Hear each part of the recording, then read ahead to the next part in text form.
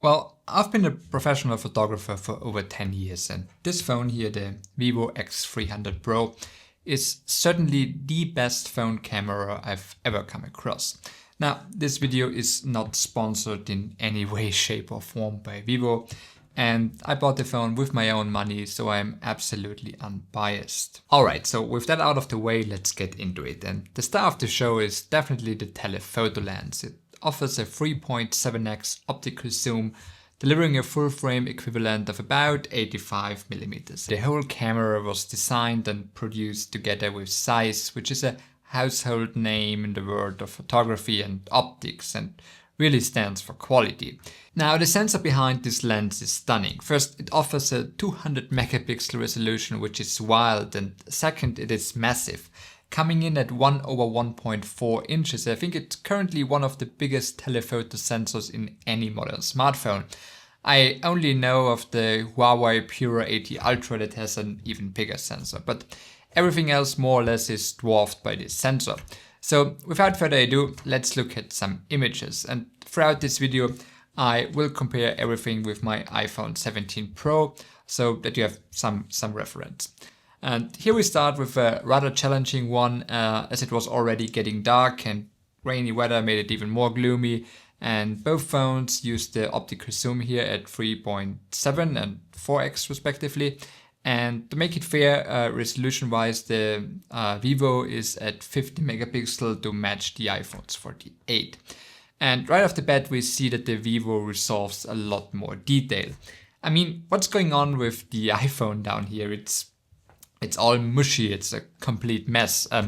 Also look at the tree line up here, big difference in quality. Now, these are all JPEG images straight out of the phone without me doing anything with them, and also using full automatic mode when photographing, because that is obviously how most people will use their phone, of course. And here we also notice something interesting, and that is that the Vivo consistently uses higher ISO and a slower shutter speed, but the exposures look roughly identical between the two.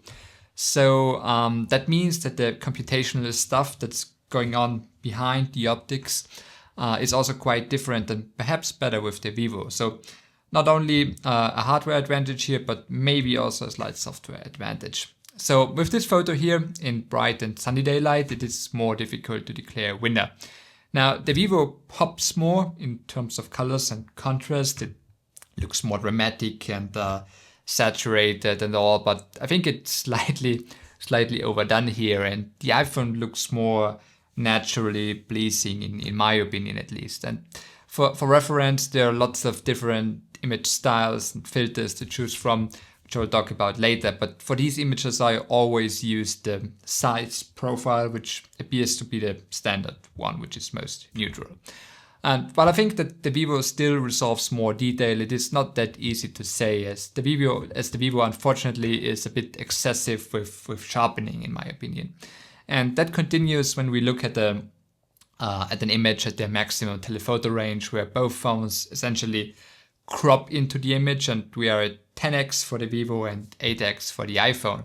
Yeah, I mean, the over sharpening on the Vivo hurts a bit, especially as I don't think that much would have been necessary.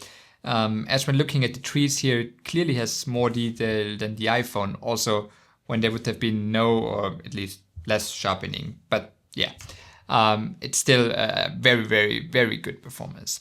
Now, where this telephoto lens of the Vivo X300 Pro really shines is macro photography.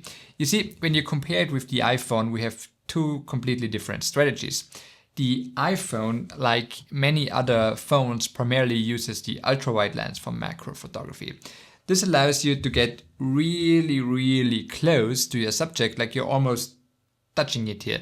And the Vivo, on the other hand, uses its telephoto lens primarily for macro. So here you cannot go as close. I think the minimum focus distance is about 20 centimeters or something. But you have a much longer lens, and therefore the magnification of the subject you're shooting is roughly the same size as the iPhone, but it looks way better. Just look at this one here.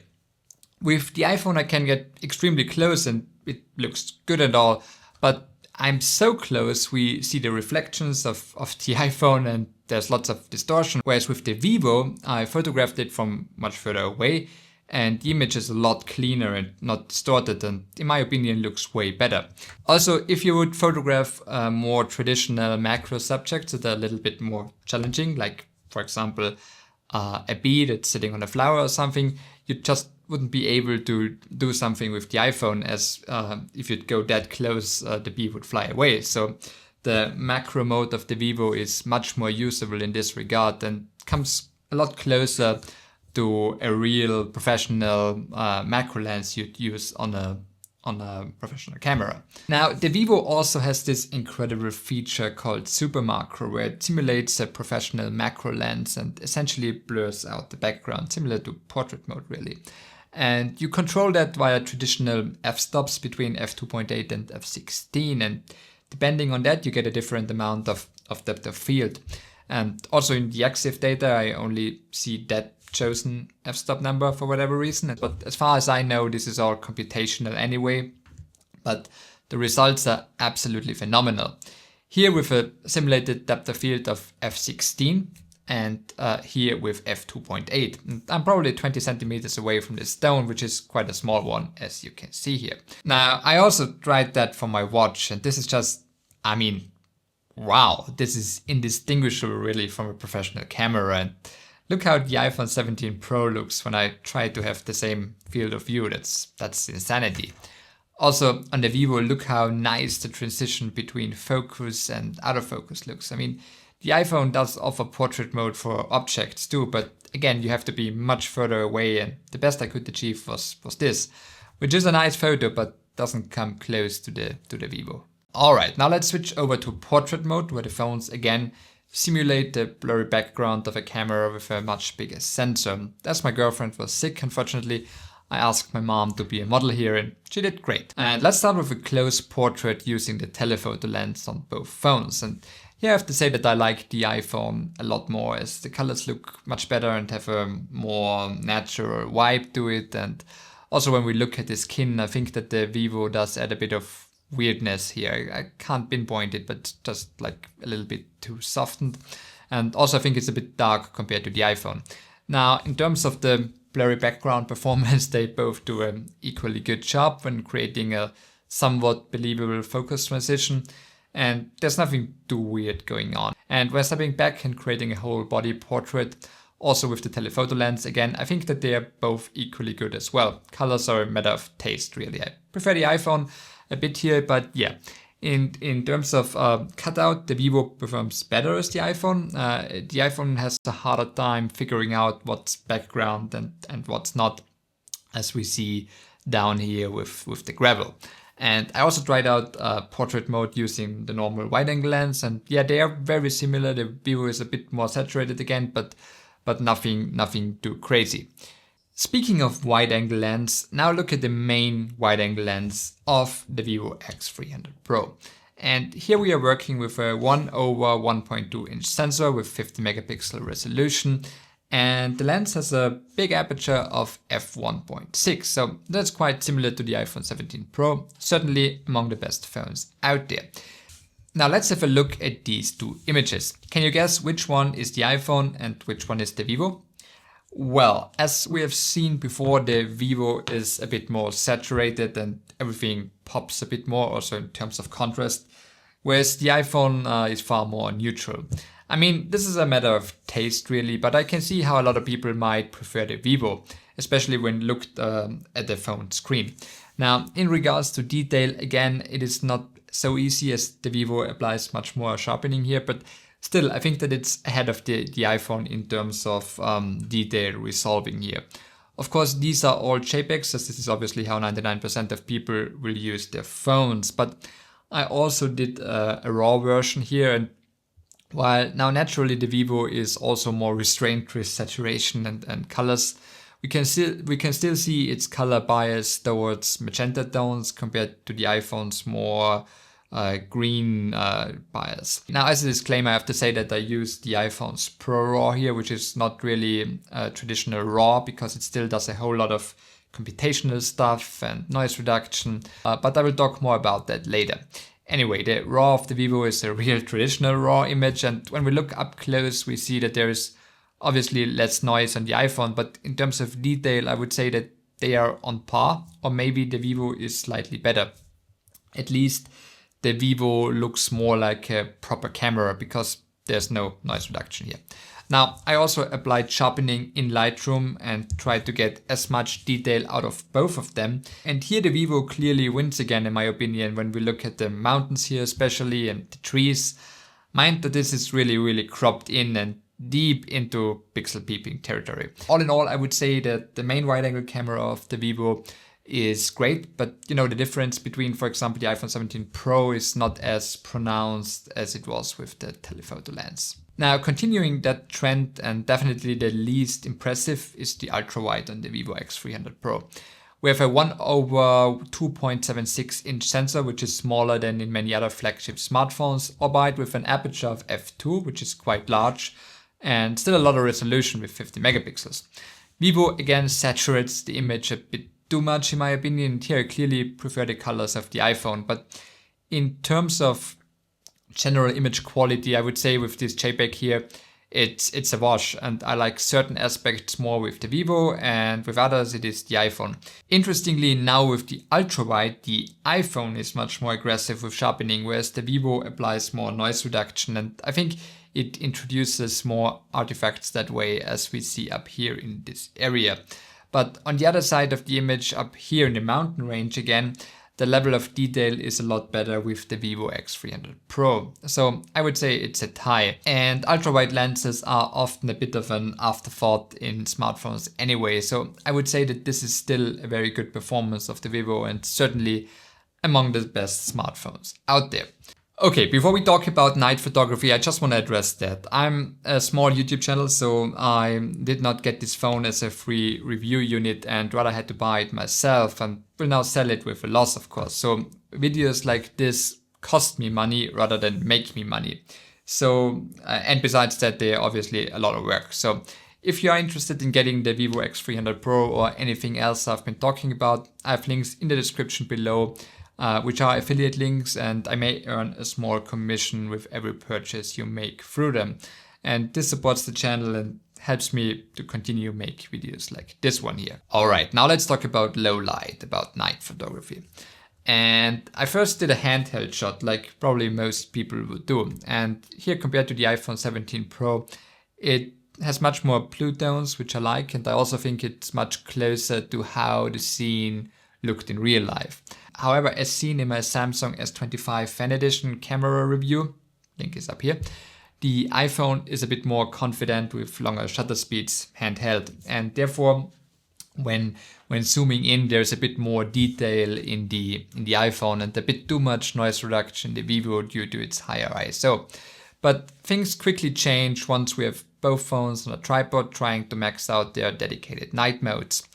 And the thing with iPhones is that even in this max night mode with up to 30-second exposures, most of the time it just creates these multiple of these small 1-second exposures, which it then combines. Now, the Vivo does essentially the same, but it uses much longer shutter speeds, as here it goes to 6 seconds, whereas the iPhone only goes to 1 second. And mind that both phones displayed that they would expose now for about 30 seconds and, you know, hold still for that amount of time and whatnot.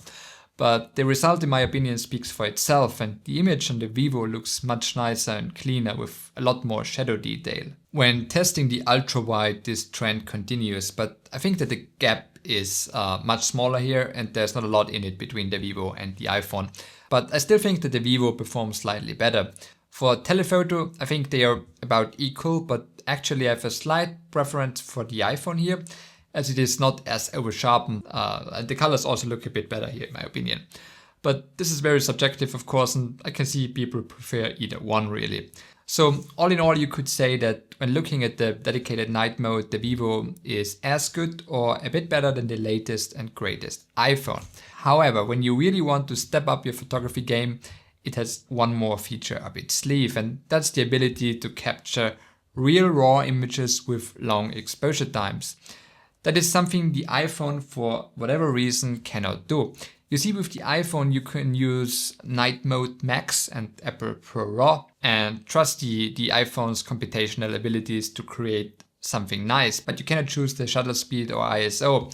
And it's also not real RAW, as the Apple Pro RAW still is a combination of multiple images as well as denoising, sharpening and all that. Like when we look at the roof tiles here, for example, the difference between a real RAW image with a long shutter speed in case of the Vivo and the Apple Pro RAW is night and day in my opinion. Now there are third-party apps that let us take normal real Bayer RAWs with the iPhone, but for whatever reason, again, Apple limits all these apps to a maximum exposure time of 1 second. So it's not even worth to compare it to the Vivo here, as it would be way worse. And that's something, honestly, I was not aware of before testing different phones, and it's a real bummer for all iPhone users who have more professional photography ambitions. But yeah, this video is about the Vivo X300 Pro, and I can say wholeheartedly that it is a very capable camera system in low light, and certainly better than the iPhone 17 Pro. Alright, now let's turn the phone around and have a look at the front-facing camera. And here we have a 50 megapixel 1/2.76 inch sensor and a lens with an aperture of f2. That's a pretty big sensor for a front-facing camera, so we can expect very nice results obviously. And the Vivo doesn't disappoint. Compared to the admittedly also great front camera of the iPhone 17 Pro, we are again seeing very different color approaches. The iPhone here is way warmer and I would say has more of a stylized look, whereas the Vivo appears more natural and clean also. When we look at the light of this floor lamp here, there are lots of sharpening artifacts in the iPhone, and the Vivo just looks a little bit better. And it's the same story in the portrait mode. I like the artificial out of focus areas more in the Vivo. Also, given the 50 megapixel sensor, the Vivo allows for a 2x zoom, which essentially crops into the image and gives you a tighter selfie experience if you want. It also looks pretty good. And now, just for fun and probably not really relevant on a daily basis, I also looked at the close focus performance of the front-facing camera. And here I think it's extremely good. I mean, I'm probably 2 centimeters away from my face here, and both phones are very good in terms of detail and sharpness. But again, quite an extreme color difference. But I have to say that I prefer the iPhone here, as it just looks a little bit better overall in my opinion. All in all, I would say that the front camera of the Vivo X300 Pro is at a very high level, among the best smartphones for sure, and is certainly more than enough for your typical selfie needs. Okay, let's talk about usability for a second. And here I have to admit that while it is great to have all these different modes and options, it gets a bit cluttered. And you need some time to navigate the camera app. For example, there's a normal photo mode that can include macro. There's a landscape and night photography mode for longer exposures. But then there's also a snapshot mode that is essentially a photo mode, but with less choice in terms of resolution and features and whatnot. And then, yeah, if you swipe up, there's a whole different camera app within the camera app that should be specifically for street photography, where you see the 35mm equivalent of your focal length, and you have the ability to change the sound of the shutter if that's something you're into, but it doesn't affect the actual image quality at all. So yeah, I think that there are few too many redundant elements here that negatively affect usability compared to something more clean like the iPhone, but also Google Pixel or Samsung. But of course, once you played around a bit, it's not that much of a problem. And of course, what counts is the quality of the images, right? And they are great. Okay, now in terms of professional features, similar to Samsung, we have a dedicated Pro mode for both photography and videography, where you can set your shutter speed, ISO, white balance, everything completely manual. And I love every phone that allows you to do so straight in the default camera app without the need of a third-party app. Yeah, I'm looking at you, Apple, where you have to get a third-party software to do so. Also, we have no weird limitations to only go as long as 1 second shutter speed as on the iPhone. Yeah, we talked about that. And we can create wonderful RAW images up to 30-second exposure times, as I already mentioned. And the RAWs offer very good quality and are nice to edit, offering a good amount of dynamic range. However, as with most smartphones, there's much more leeway in the shadows and highlights get burned out pretty quickly. But yeah, when we push the shadows here, the noise is well controlled and everything looks very organic and like you'd expect from a proper camera. Now there's also a super raw mode, which is essentially the same as Apple's Pro RAW in the way that it applies noise reduction, combines several exposures, and yeah, I wouldn't really recommend it. It has the same shortcomings as the Apple version really. And I think you're way better off with either JPEGs or normal RAW, where you have a lot more control over your image. Now, I don't know if we can count that as a professional feature necessarily, but the Vivo has these color filters that are baked into the JPEGs and allow you to change the overall look, like similar to many other brands really. And I think many people like that, but I myself find it a bit, yeah, it's a gimmick for me. And I also don't really enjoy the film simulations on my Fuji cameras, to be honest. So I'm probably not the right person to talk about that.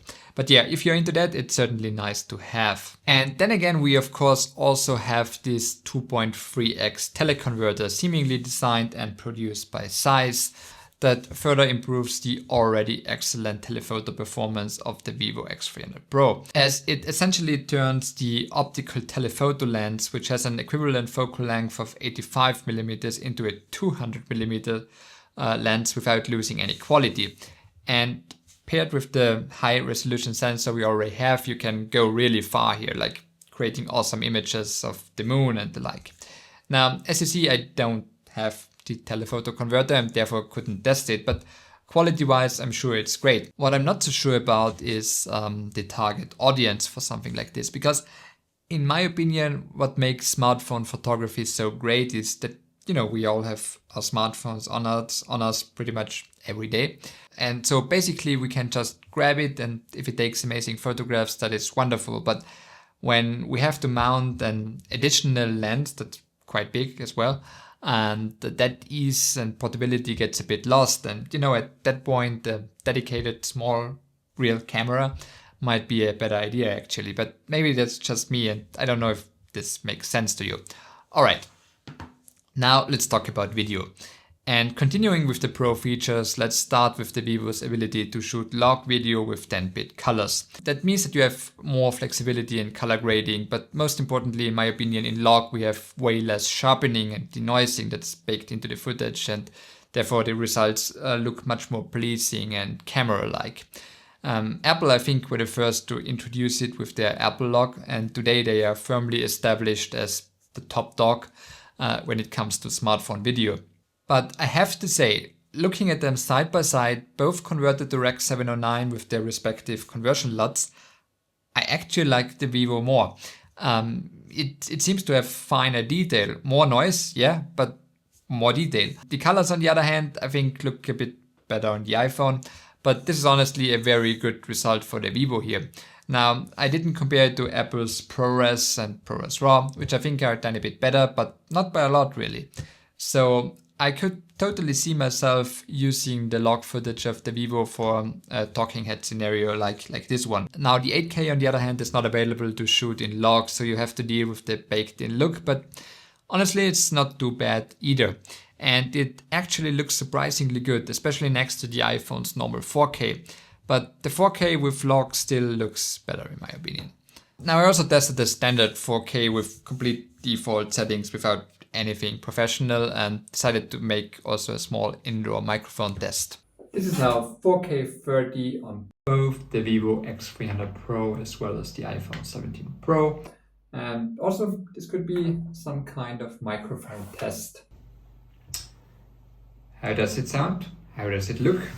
So what do you think? I personally would say that the iPhone here both looked and sounded better. Now the Vivo of course also has a portrait video mode, which similar to portrait mode in still photography tries to emulate the blurry background you'd find on a more professional camera, but it really is a gimmick and not really usable in my opinion, and neither is the iPhone's version of that, which is called cinematic mode. Of course, I also made a walking test to see how good the stabilization works, and in standard mode, there's not much in it between the Vivo and the iPhone. Although I think that in such a real world scenario, the general quality of the iPhone video looks a bit nicer.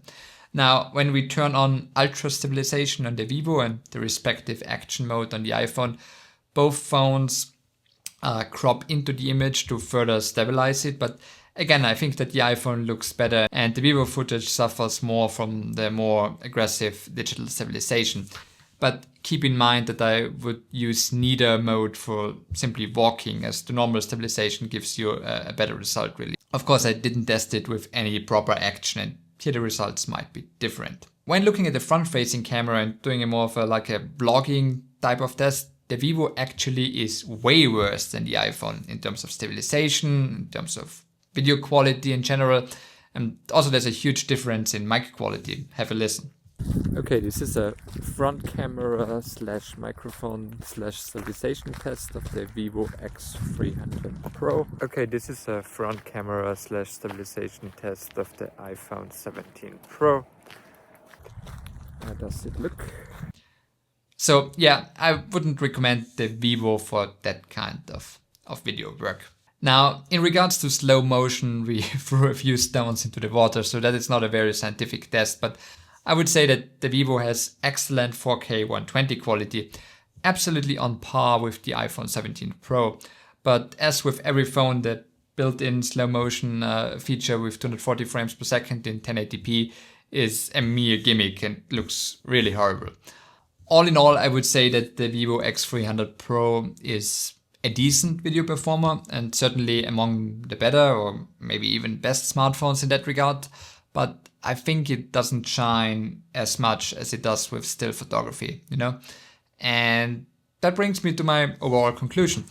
I think the Vivo X300 Pro is an outstanding smartphone camera and an incredible choice for anyone who looks for an Android phone with great photography abilities. Especially so if you're interested in telephoto shots and macro work. I think it's really unbelievable here.